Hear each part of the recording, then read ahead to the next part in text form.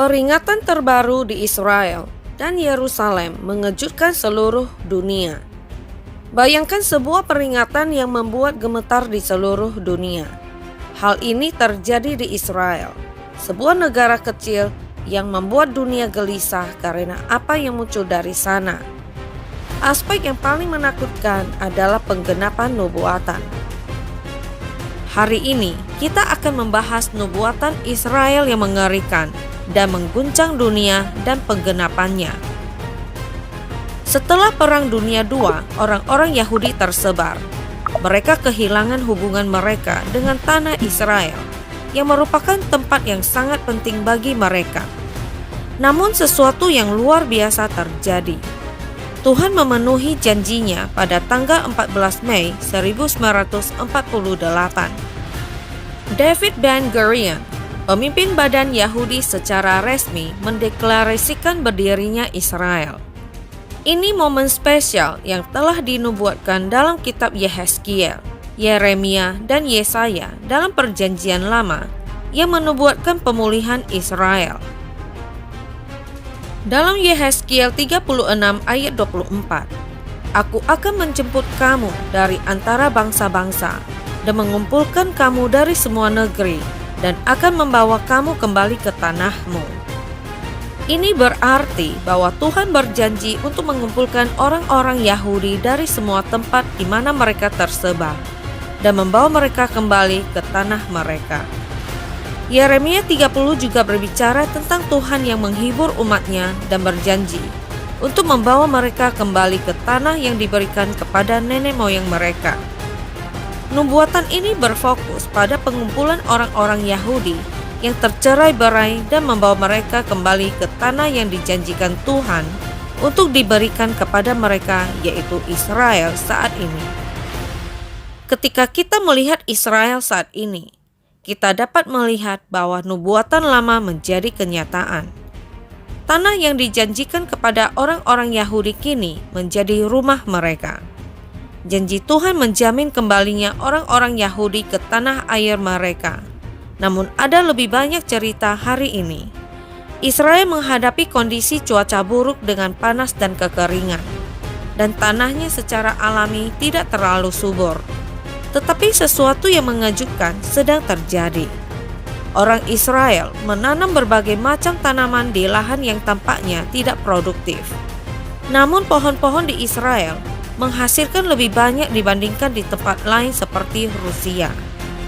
Mereka percaya pada janji Alkitabiah Zakharia 8 ayat 12 yang mengatakan, "Pohon anggur akan memberi buahnya, dan tanah akan memberi hasilnya, dan langit akan memberi air embunnya. Aku akan memberi semuanya itu kepada sisa-sisa bangsa ini sebagai miliknya." Ini berarti mereka percaya bahwa Tuhan akan membuat tanaman mereka tumbuh, bahkan dalam kondisi sulit. Kita dapat melihat janji-janji Tuhan menjadi kenyataan di hadapan kita.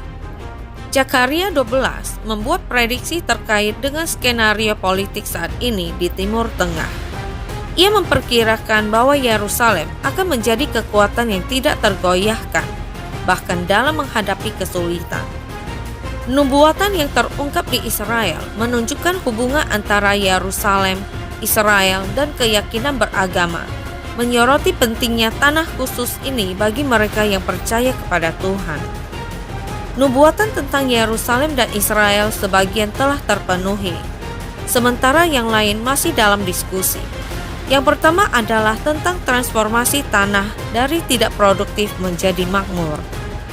Dalam Zakharia 8 berbicara tentang keberhasilan Israel dengan mengatakan bahwa benih akan tumbuh dengan baik, tanaman anggur akan menghasilkan buahnya, dan tanah akan menghasilkan tanamannya.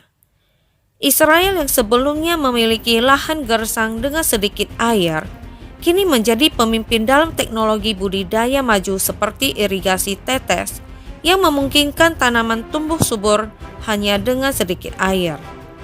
Para ilmuwan juga telah mengembangkan tanaman yang dapat bertahan hidup dengan sedikit hujan, dan mengerjakan proyek untuk memperbaiki kondisi tanah sehingga memungkinkan daerah yang sebelumnya tidak dapat menanam apapun kini dapat menghasilkan tanaman.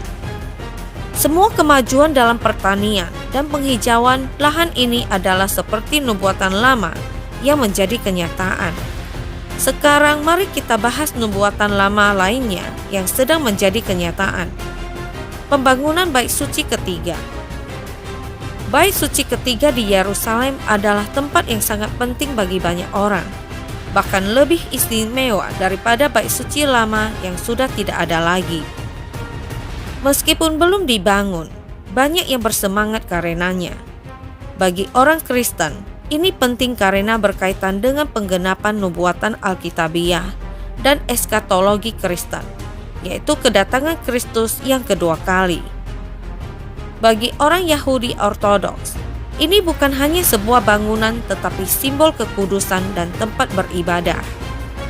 Sejak tahun 1987, sebuah kelompok yang disebut Temple Movement telah bersiap untuk membangun Bait Suci ketiga, meskipun banyak orang di dunia saat ini tidak terlalu memperhatikan masalah keagamaan.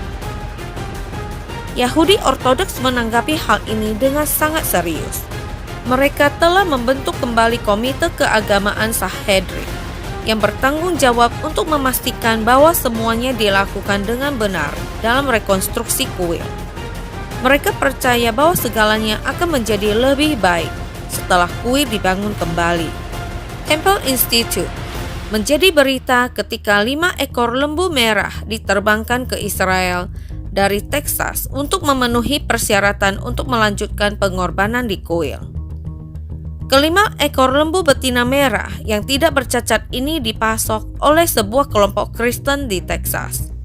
Persyaratan ini berasal dari Bilangan 19 ayat 2-10, di mana Allah memerintahkan pengorbanan lembu betina khusus yang abunya akan digunakan untuk air penyucian, yang diperlukan untuk menyucikan para imam sebelum mereka dapat mempersembahkan korban. Di masa lalu, mendapatkan lembu betina merah yang tidak bercacat sangatlah sulit. Seiring bertambahnya usia sapi, bulunya bisa berubah menjadi putih atau hitam, sehingga menyebabkan hewan tersebut ditolak oleh para rabi karena dianggap cacat. Inilah ironi lembu betina merah yang disediakan oleh kelompok Kristen. Bagi orang Yahudi, lembu betina merah adalah untuk penyucian para imam, sehingga mereka dapat mempersembahkan korban di kuil masa depan untuk mempersiapkan apa yang mereka yakini sebagai kedatangan Mesias yang pertama. Namun beberapa kelompok Kristen percaya bahwa Bait Suci ketiga harus dibangun agar dapat ditempati oleh manusia durhaka, berdasarkan pembacaan mereka terhadap 2 Tesalonika 2 ayat 4.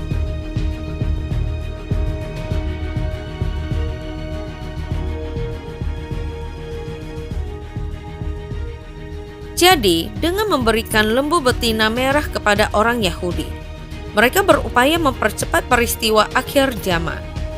Ironisnya, pemenuhan yang ingin mereka percepat akan berdampak buruk bagi umat Yahudi dan dunia. Meskipun Temple Institute mewakili kelompok pinggiran radikal dalam masyarakat Israel, banyak umat Kristen evangelis mendukung upaya mereka karena mereka percaya pembangunan Bait ketiga diperlukan untuk memenuhi nubuatan. Kedua kelompok tampaknya mengabaikan pandangan mereka masing-masing mengenai akhir zaman dan kedatangan Mesias yang bertentangan secara diametral. Namun, apakah nubuatan Alkitab mengharuskan dibangunnya sebuah Bait Suci sebagai tanda kedatangan Kristus kembali? Apakah pengorbanan harian akan dilanjutkan di Yerusalem? Yesus menubuatkan bahwa peristiwa bersejarah ini akan tergenapi di masa depan. Di akhir zaman, seorang penguasa lalim Raja Utara akan menghentikan korban sehari-hari lagi.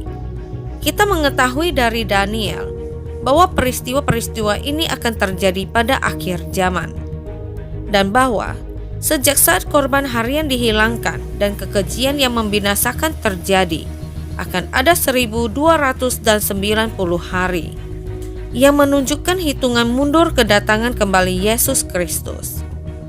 Jika pengorbanan sehari-hari akan dihentikan di masa depan, Itu berarti pengorbanan tersebut harus dilanjutkan terlebih dahulu.